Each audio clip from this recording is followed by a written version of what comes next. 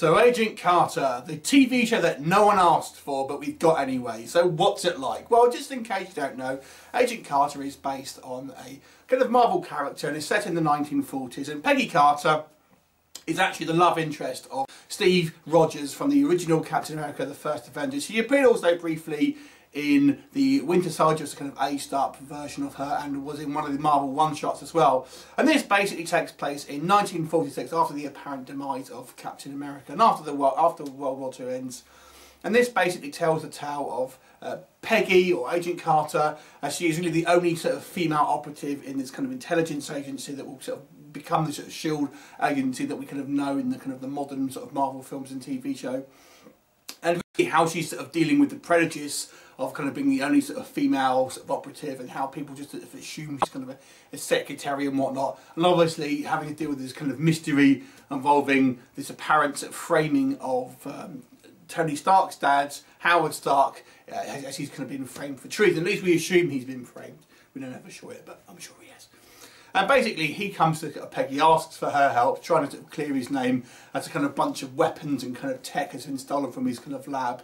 And he elicits her help into finding what's happened and clearing his name, and he gives her his kind of manservant Jarvis. This is the human Jarvis, not the robotic AI that you've seen in the Iron Man movies, to help sort of track down what's happening. And basically it's the adventures of Peggy as she kind of goes it alone, kind of bucks her orders, tries to find out what happens, and we sort of see that she proves herself as every bit the agent that anyone else can be, basically, and if, in a lot of cases more so. So okay, so what's this actually like? There's a whole bunch of things I would say about this movie. This kind of, well, I call it a movie. It is actually a TV show, even though the pilot seems like a film. First thing, this is obviously on the ABC network in America, which is the same TV channel that does Agents of S.H.I.E.L.D. So there are some comparisons can be made. I actually thought it would have more to do with it, but at least these first episodes really seems more self-contained to me, which I was actually glad for. Now, when the Agents of S.H.I.E.L.D. TV show debuted, I think everyone was caught up in a bit of the hype about it, and kind of maybe people thought, looking back at the reviews now, people were very sort of hyped up about it and kind of maybe sort of overpraised it somewhat, even myself, and I didn't think it was great. But I have to say, with the kind of lowered expectations, I actually found the opposite of this film. I really wasn't looking forward to this TV show. I just thought, it's going to be a bit of a slog, and literally if it didn't have the Marvel element, I simply wouldn't watch it, because I wasn't interested in the premise here. But I actually found it quite enjoyable. Would I say it's amazing? No. No, I wouldn't. But I did find it enjoyable. And a lot of that is down to Hayley Atwell, who basically plays Peggy Carter, because she's such a likeable personality. And that sort of, if you've watched obviously the original Captain America film, you did get that kind of genuine sense of chemistry. And she's obviously proven to be a bit of a kind of fanboy favourite. And she's really the kind of the driving force here, and I think the secondary character, who is Jarvis, basically, again, I think that the core of the show is going to be based on their kind of relationship. And they have a few other supporting characters, and there's some decent actors here. And one of the things I would say about it is it kind of has a feel between Agents of S.H.I.E.L.D. and Boardwalk Empire, and they've even got one of the Boardwalk Empire actors here as well. So it has that kind of feel to it, but it feels also like one of the kind of the mobster movies you may have seen, and it kind of also reminds you of the serials you used to get, and I think that's probably all on purpose.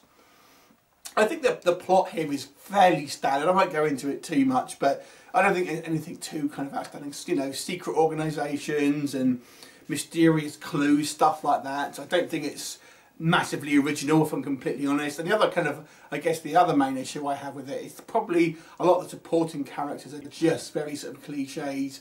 People don't really seem to have much sort of depth to them other than their kind of their sort of, their base level. There's a dumb agent, and just kind of one of those sort of typical things that a lot of these characters, at the moment at least, seem very sort of two-dimensional and kind of really need sort of fleshing out. And of course you've got the obligatory guy who's kind of supported of her.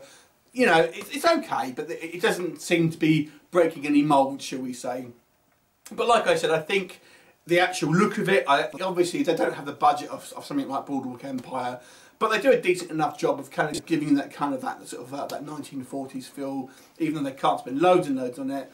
And it does come across more of a kind of a mob series. It's very, if you're watching this because you're a superhero fan, there's very little to do with that kind of world here, to be honest. This is pretty much as far as away from the kind of things like the Avengers you can possibly get while sort of still being in the Marvel universe. So if you are interested in purely stuff like, you know, the Avengers, then you're not going to get much from this one, I don't think. But if you are interested in the Marvel universe as a whole, then you may get a bit more for it. Like I said, I actually quite enjoyed it. But a lot of that was based on the actors, in particular Hayley Atwell.